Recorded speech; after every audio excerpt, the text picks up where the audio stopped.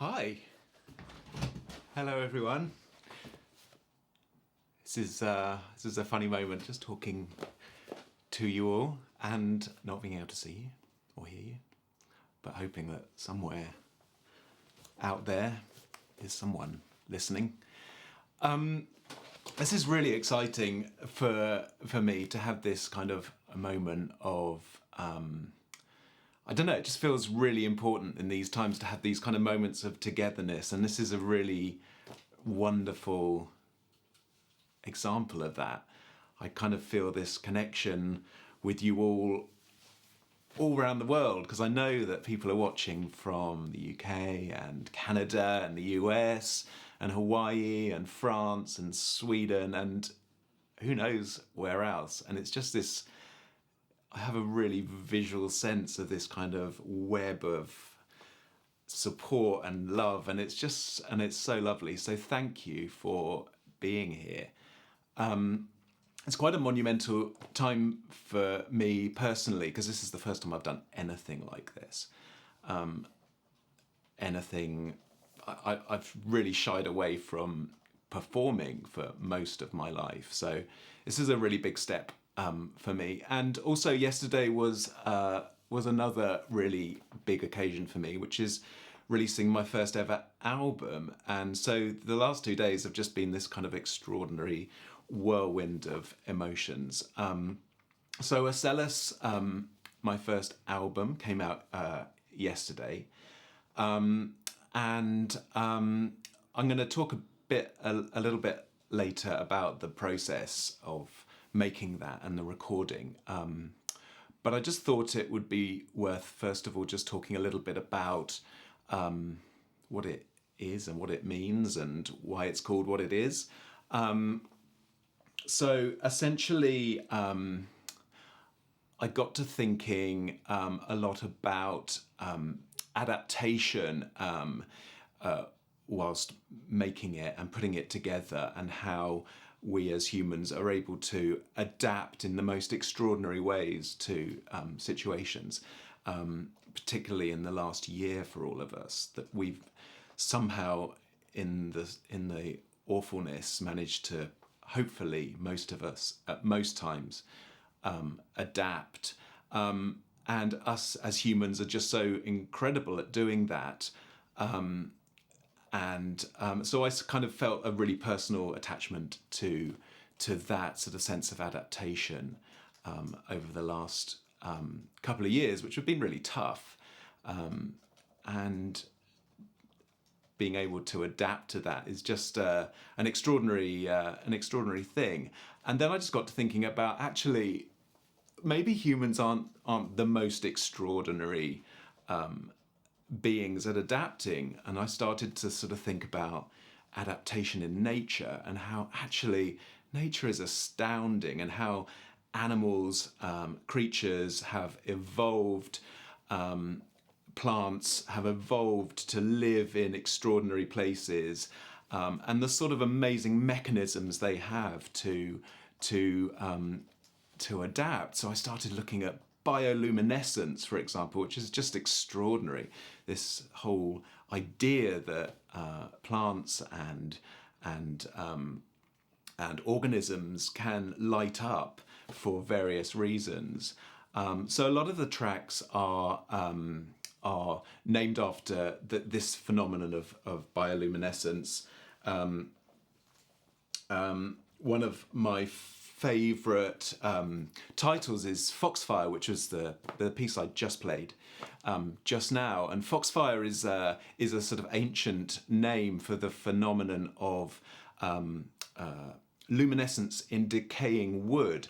So a certain type of fungi can be in wood as it decays, and it has this phenomenon of glowing in the dark. And this was seen years ago. Aristotle wrote about it, and it was sort of utilised to illuminate mines before electricity, and even one of the first ever submarines 150 years ago used what was called Foxfire to illuminate this machine that was underwater. Anyway, I just kind of love all this stuff.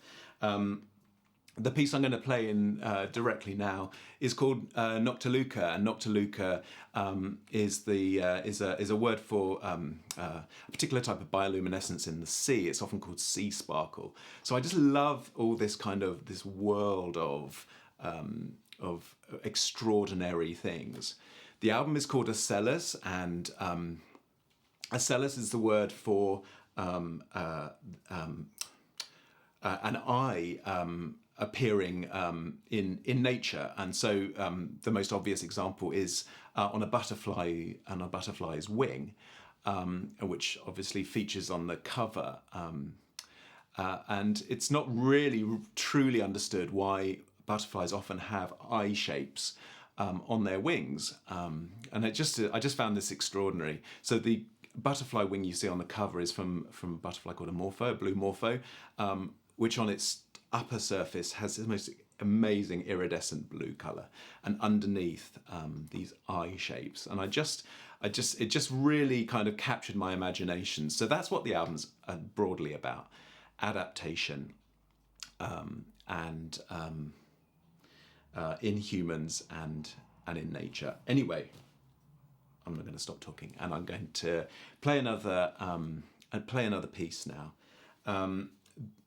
So this is Noctaluca, and it's going to be followed by straight away by another film made by Rick, who is here currently filming, called Foxfire. But this is Noctaluca.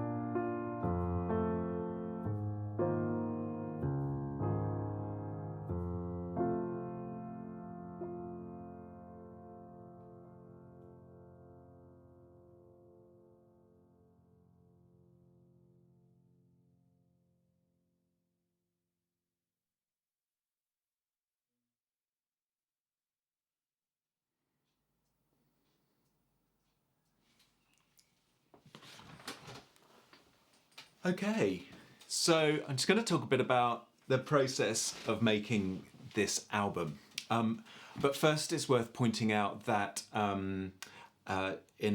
just a few minutes, there's going to be the opportunity to do a little Q&A.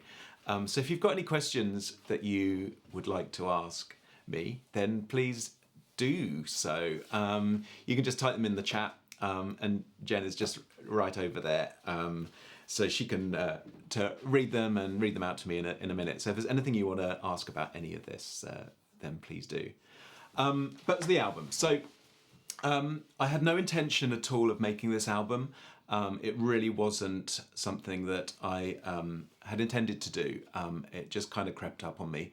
Back in October, we went away and stayed at an Airbnb place in the delightfully named Blueberry, a little village in Oxfordshire, in the Blueberry Studio, which is a barn, a beautiful barn, a really beautiful space.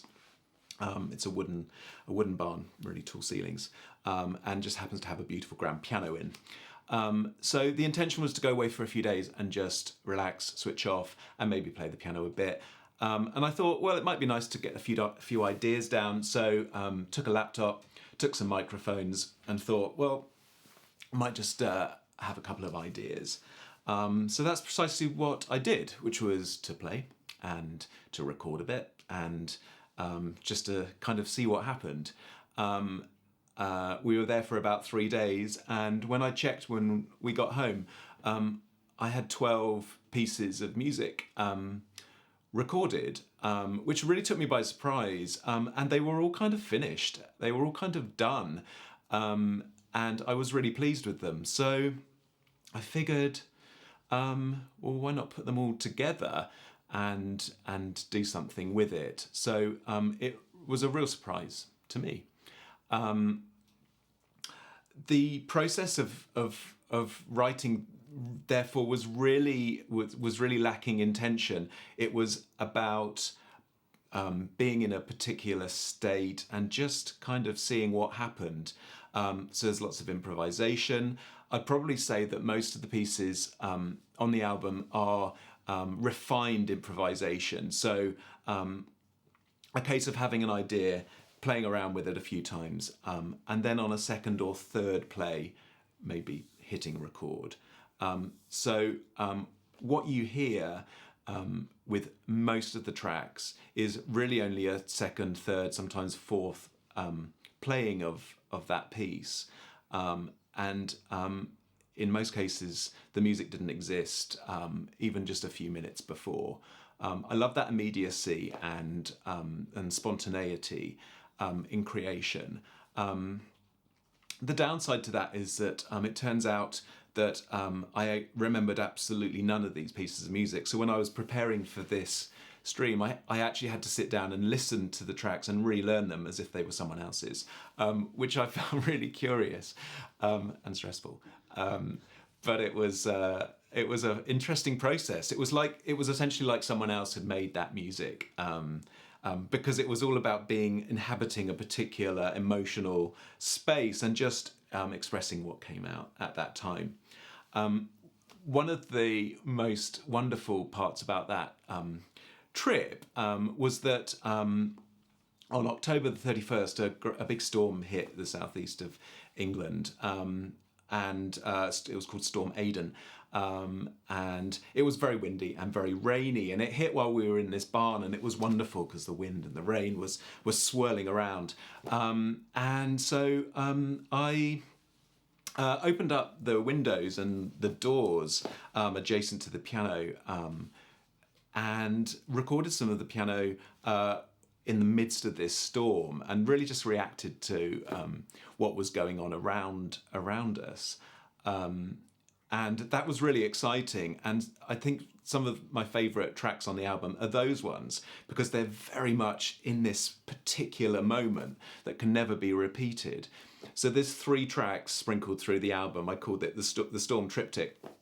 The first one you heard right at the beginning with the first video, which is called Elsewhere, where you can hear the wind and the rain. There's another one in the middle of the album called The Tenor Bell. where if you listen very carefully, you can just hear the village church bell tolling at the end amidst the wind. And the third one, which you'll hear right at the end, the final one, again with a video today, is called A Clattering. And this one has jackdaws making a noise in the background. So I just love the moment of there. Other than that, this music was, for me, about exploring some space in the music, silence, the space between the notes. So there's lots of gaps. It's probably a bit sad, maybe, lots of it, but I think there's moments of brightness and moments of joy amongst all of this. Okay, so I'm going to play another two pieces now. Just checking my list. This one is called Luciferin, followed by Iridophore. And then I'll answer some questions if we've got any. Okay.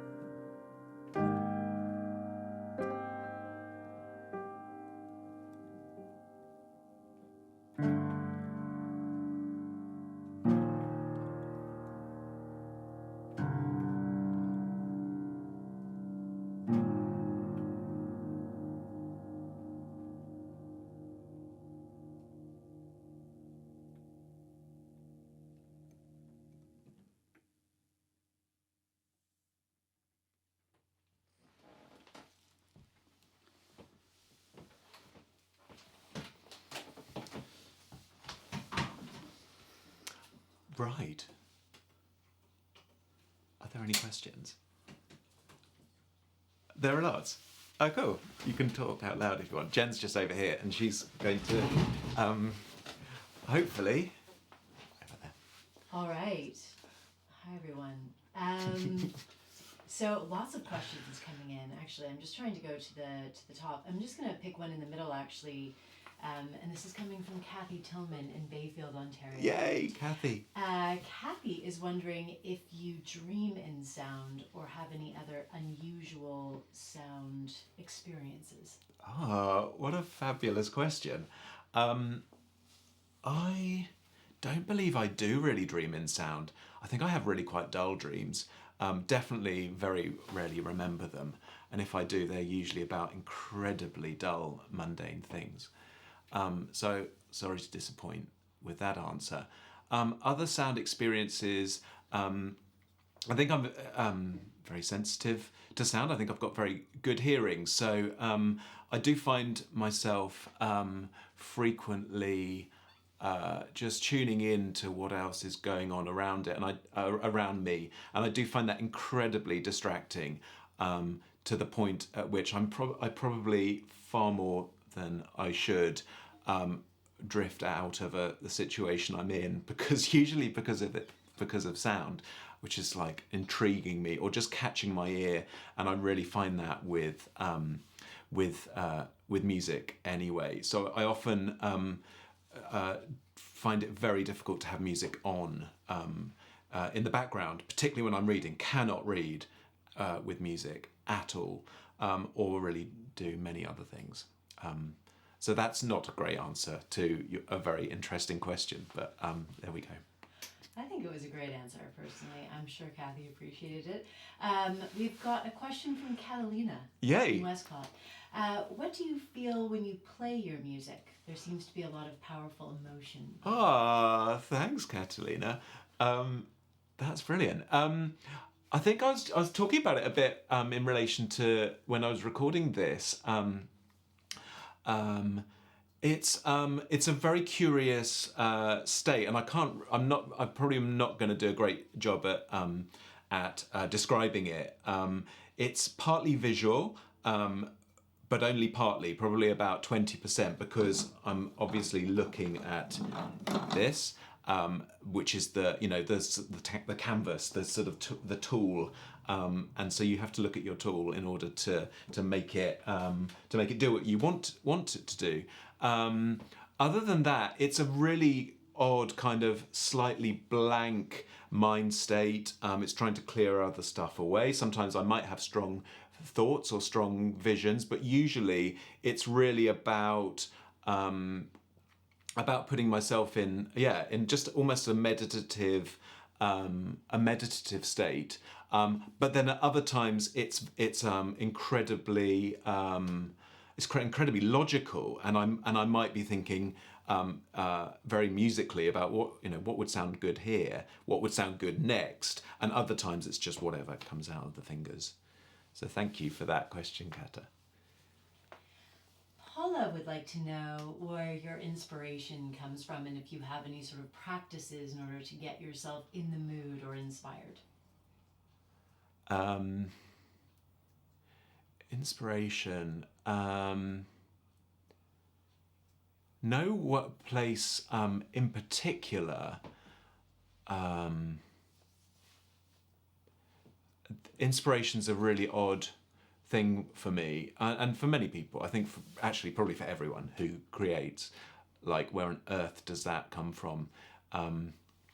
It's really fickle, and just when you think the circumstances are perfect, they're really not. Everything's the schedule is clear. There's nothing else that you need to do. The studio is tidy, and that's absolutely the worst time. Usually, the best time to create is precisely when everything is going on, and you just think, I've got no time to do it. So inspiration's a weird thing for me. I wrote something on my website about it because I'm just really fascinated by it. As far as practices go to put myself in that sort of place, pretty much what I just said. Any time that I purposefully do that, it's always just a disaster. So probably my best thing is just to try and fit it in amongst the rest of life. Thanks, Paula, for that question. And I'm going to merge a couple of questions here. What age did you start playing, and what were some of your formative influences in terms of music? Okay. So age, I don't really remember. Mum, when did I start? 8, maybe 7, 8. I do remember really asking to start to learn, because Miranda, my sister, played, and I wanted a bit of that action. So definitely remember asking to, and probably around 7 or 8. As far as influences, lucky enough to grow up in a musically passionate family, so was constantly surrounded by music, and I think that's probably the most important thing for a child or anyone developing in music, is that you're just surrounded by music. I just remember it being a constant feature, and my dad was probably the greatest influence in that, because he was passionate about music, couldn't play a note, but was absolutely obsessed with finding something new and playing it to us, and we'd all just sit down and listen, and he had a pair of drumsticks, and we used to play along on the back of the sofa, and I just remember that passion was just infectious, and I think that was probably the greatest influence on my musical development. Wonderful. Lots of questions here around I think some accolades around the production value. Everyone is very very amazed by the production value. Questions about how the sound, questions about the piano that you're playing, where that comes from, and then also how the sound is so good right now. And the video is such high quality right now. So well, okay, so these things, I'd love to take credit for any of this, but absolutely this is nothing to do with me whatsoever. It's about the incredible team that I have here, who have just given up their time and energy in just a most extraordinary way. So Rick is behind the camera, and there he is. And not only has conceived and filmed the three films that you're going to see tonight, but has obviously is filming everything and has lit everything and has spent a huge amount of time looking at and dealing with all the technical issues. Turns out live streaming is really quite complex. Sound-wise, over here is Grant. Who is again working his magic on everything that you hear. So the piano is beautifully mic'd up with these tiny little microphones here. And then he's processing that and doing that all live. But Grant is also responsible for working his magic on absolutely everything that I've ever done, and gives up his time so freely and with such generosity. Grant has recorded much of the music I've made, has mixed and mastered and put hours of work in, and I'm so indebted to him. So thank you both. That was going to be something, a little segment later. I was going to say my thank yous, but there they are. Thanks to Rick and thanks to Grant for unbelievable work. So this one's from Claire Perry. You talked a little bit about this before, but she'd like to know how you compose and whether you just play and see what happens, write it down in advance, play it at the same time. And I'm going to merge that with one other question from Kata, which was about whether you have any advice for young musicians who are just starting out. So maybe learn the process. Great quality questions. I've already forgotten the beginning of Claire's question. It was Claire's question just around how you compose. Like, oh yeah, okay. Play or... Yeah, probably every single time I've had a great idea while out for a walk or written something down and thought I'm going to make a piece that's like that, every single time it's been a total waste of time, total disaster. It never works for me like that. I know, lots of composers do. They get great ideas, or they get a bit of paper out and write all their notes down. No, really not for me. It's for me really about the emotional state and getting myself there, and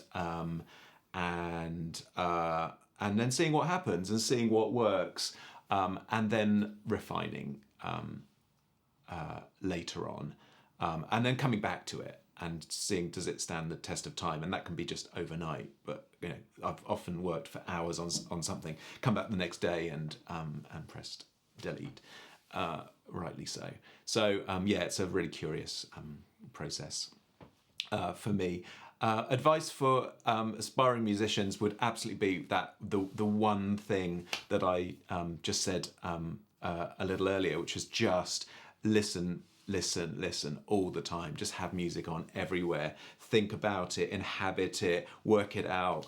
Try and figure out how it was made, why it was made, and what's going on, and try and replicate that, and try and do your own thing and all of that. But just listen as much as possible. It's not about copying, and it's not about creating. It's about being inspired and taking what has come before and making it your own. Wonderful. Both Arthur Buttlesmith and Luke Perry have the same question, which is whether you prefer the piano or the drums. And Wendy had a question about whether you considered adding drums to this particular album. Interesting questions. Arthur, fabulous question. Arthur is an incredibly inspiring, aspiring drummer who I teach. Love my lessons with Arthur. So thanks for that question, and thanks, Luke. That's really interesting. I like them both for different reasons and different ways of expressing. But probably, maybe the piano. No, that's not right. No, I like the drums. No, both. Okay, is my answer. I love both equally, but for very, very different reasons. They're very different instruments. Sorry, I've already forgotten the second part. Whether you thought about adding drums to this particular album. Thanks, Wendy, for that. No. I didn't. I really didn't. This was because it just kind of crept up on me, and seemed to be just already. It just already had a feeling of completeness, and so I didn't want to add anything else to it. I really wanted it to. I really wanted it to just be almost like a musical picture of this place and this time, and the fact that it was all recorded in this very short amount of time with this piano, and then the only other sounds you hear on the album are the atmospheric sounds of what was going on around the piano, was really important to me. That it was just, it's almost like a portrait of this place and this moment, and so then adding anything else to it later felt like it was going to would dilute that. Last one, maybe? Oh, last one. Oh, no, more? They're still pouring in, but okay. Well, Michelle would like to know what music you enjoy listening to. Hi, Michelle.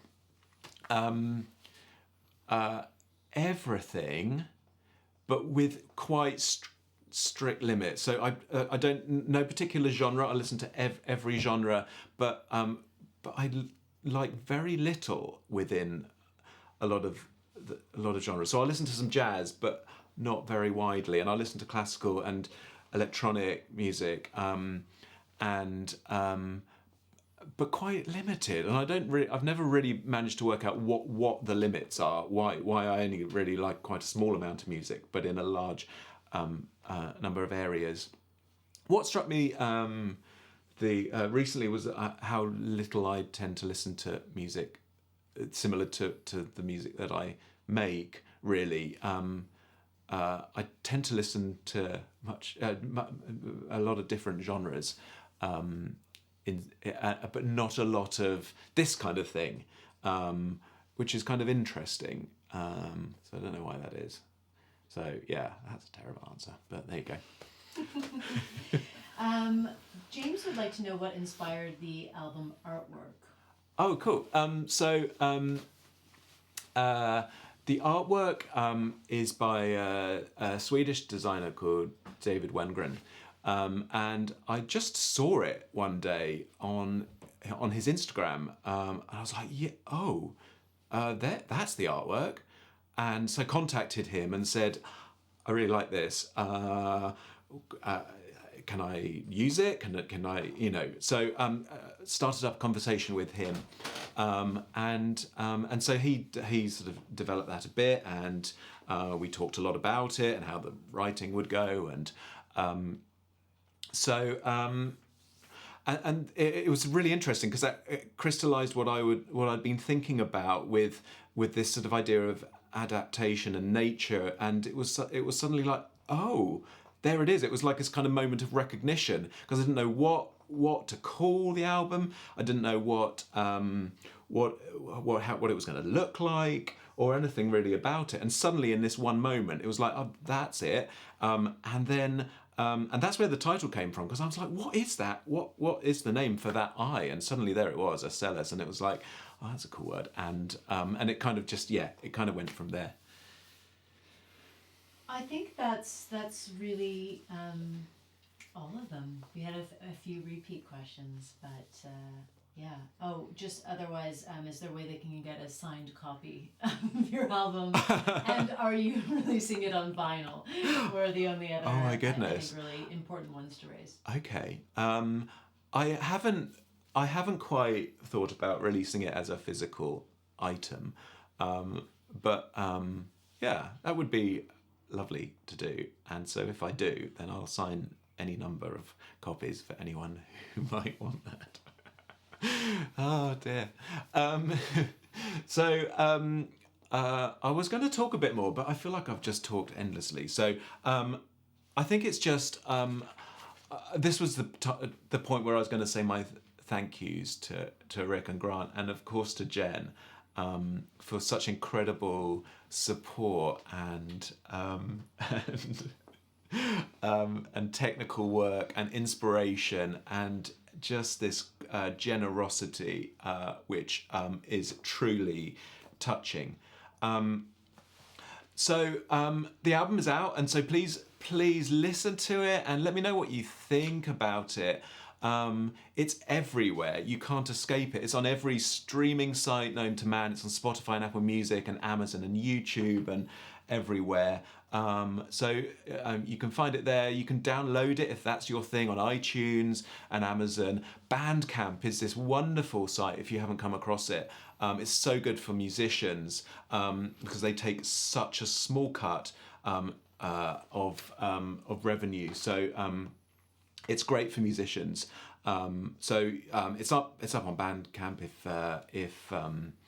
if you want to just explore that. It would mean the world to me, obviously, if you'd listen to it, but also if you'd help me share this. And sometimes, and it's the little things that make a big difference. Sharing and and liking and following on me on the 500 different social media channels that everyone has to be on these days. So please follow on Spotify and YouTube and like and share. And it's these things that make massive difference to independent music artists. So that would mean the world to me to do any of those things. Really though, thank you for watching and being here, and that really does mean the world to me. So 2 more bits of music before I go. I'm going to play one. What's the one I'm going to play called? Oh yeah, Luminess.